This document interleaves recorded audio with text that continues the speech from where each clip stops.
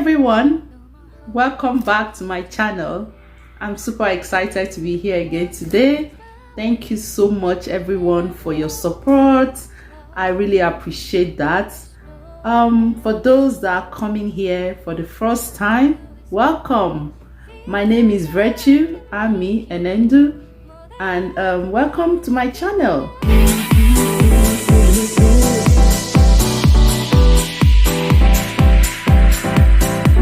Today we are going to be talking about the Federal Skilled Worker Express Entry Program, and yeah, it's a huge topic on its own. I'm just going to say a few do's and don'ts about the Express Entry Program. Stay tuned.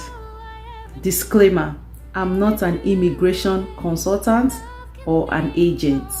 I just share information based on my experiences or experiences of those around me. So yeah, thank you. For those that don't know what the Express Entry Program is, it's a point-based assessment of your credentials, your work experience, and a lot more. Your age, your family size, etc., and your financial ability as well. So for my first do's and don'ts, I would say do not ever leave any question unanswered or blank. If you're going to do that, just make sure you indicate not applicable. That is really important, so you don't confuse the visa officer why you left it blank, and yeah, you don't give any room to doubt your application. Or of course you want to be your best in your application, so it's always better to write not applicable to any question that does not apply to you. And yeah, that's for the application. So my number 2 is the application form itself. It's a very good practice to make sure that you download the most recent copy of the application form. You will not want to use the outdated copy. That could make your application declined. So it's really important you make sure that you have downloaded the most recent application form or the most recent version. That's really very important. It could hurt your application if you don't. So my number 3 is do not fail to inform the visa officer pretty everything about yourself. Like, you don't want to give room for doubts, especially when they Google you or do some background check online about you, and you're not giving the whole information about you or your personal history, or a case whereby your age does not align with your date of birth on your credentials. And yeah, you want to make sure that your story is consistent. If the information you're giving them is consistent, even when they do some Google check or background check about you, so you don't get yourself banned. My number 4 is do not take just any references from your employer. It's always a good practice to make sure that you have those keywords IRCC really wants to see. If your employer is giving you a reference letter, those keywords is something you want to make sure the visa officer sees. In most cases, some employee usually just writes the job description themselves and give the employers to sign. In some cases, it's not feasible because some people don't even want their employer to know that they are applying for express entry, or they are planning to quit their job or anything like that. So yeah, but it's always good for you to know that your job description matters. If you have experience in a particular area, the IRCC website has specified the job description for that NOC. So you want those keywords, not that you're going to copy the job description verbatim, no, but you want those things, those keywords to be in your job description that you're going to submit as a reference letter.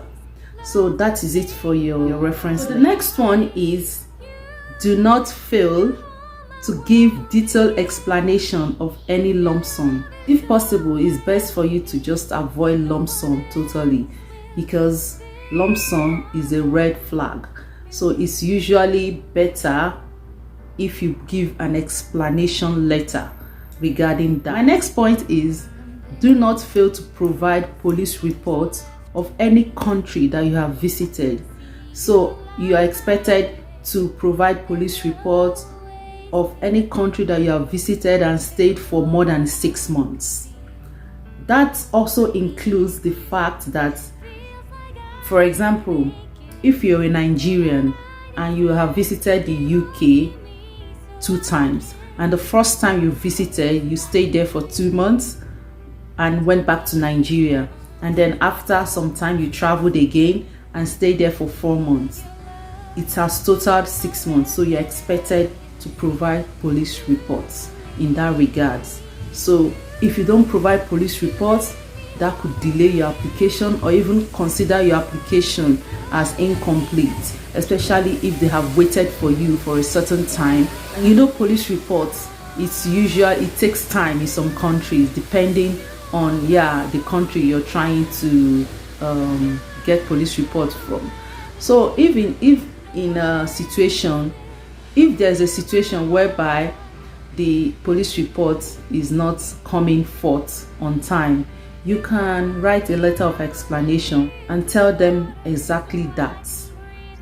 So my next point is, do not assume that if you don't have enough CRS points, you can just go for the PNP and get more points.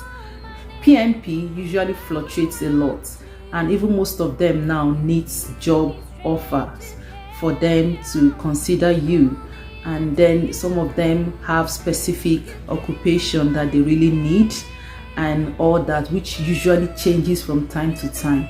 So it's very important for you to always go to their website and stay in touch and know when things have changed and all that. Bear in mind that the application process takes a lot of time as well. But it's also a good way of getting more points. A lot of people take advantage of the PNP and get their 600 points, add to their CRS score a lot, and immigrate to Canada. So express entry is something that is worth trying. And most times when people talk about it, you may think it's too stressful, but trust me, when you get started, it's always better to take your time and do it without pressure. So just try and gather your supporting documentation on time, enter the pool, and who knows, because nowadays Canadian government have been looking into immigration a lot, so they can just wake up again and say, oh, this time is not just only Canadian experience class that we are sending in, we need more of the economy class and all that. So it's always good for you to just give it a try, see how it goes. Most times you don't get to pay until you receive an ITA, but of course you need to apply for your ECA report, that's the WES or the ICAS, as the case may be. Also, you need to write the IELTS exam. So that is it for the express entry. So for me, I applied for my family in 2014.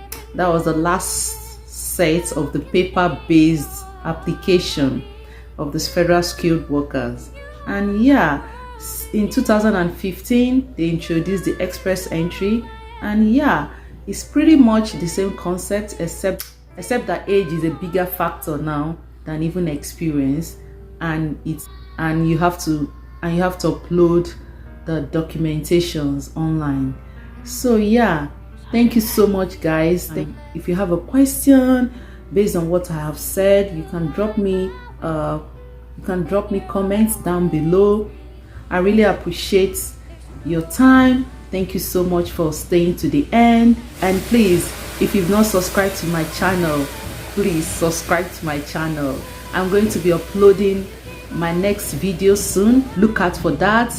So if you've not subscribed to my channel, please do. Thank you so much.